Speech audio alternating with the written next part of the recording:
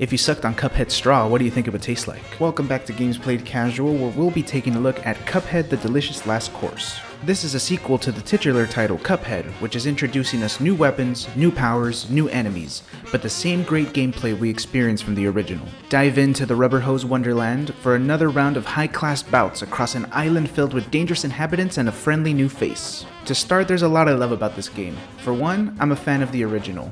The original Cuphead was really hard but really fun to play. We had a lot of fun playing it with my friends, and you can actually see some of those old videos on Jobby2's streams. Right away, one of the things that I noticed were that the movements and mechanics of the game are just as snappy as the original, which is something I love to see. The level of difficulty seems to be an entry barrier for a lot of people, but I feel like it's perfect.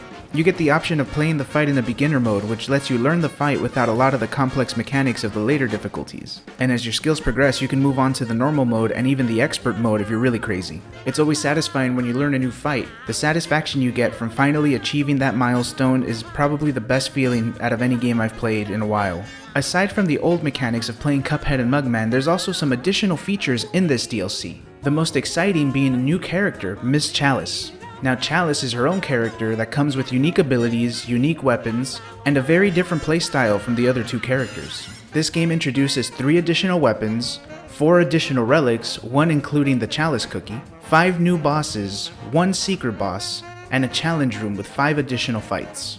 One of the relics has a secret unlock method that requires achieving feats before unlocking its full potential. Not only do you have the option of playing through the original game with Cuphead and Mugman once again, but you can actually go back to the original map and play them with Chalice.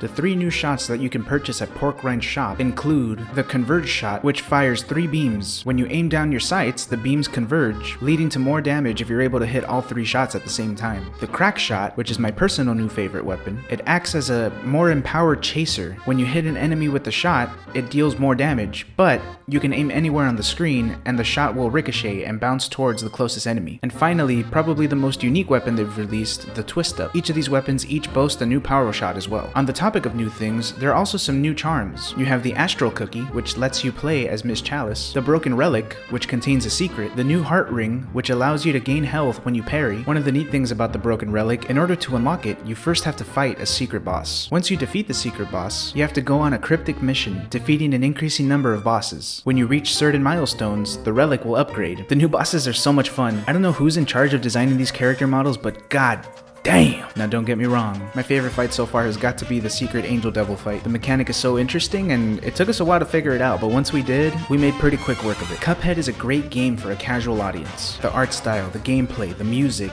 it's got it all. Easily one of my top 5 favorite games. It has the ability to keep you coming back time and time again, giving you the option to play a fight on a lower difficulty until you develop the coordination and confidence to dive into the regular and expert fights, helps even novice gamers break into the game and enjoy the music and the mayhem. By the way, did I talk about the music? Just listen to this shit.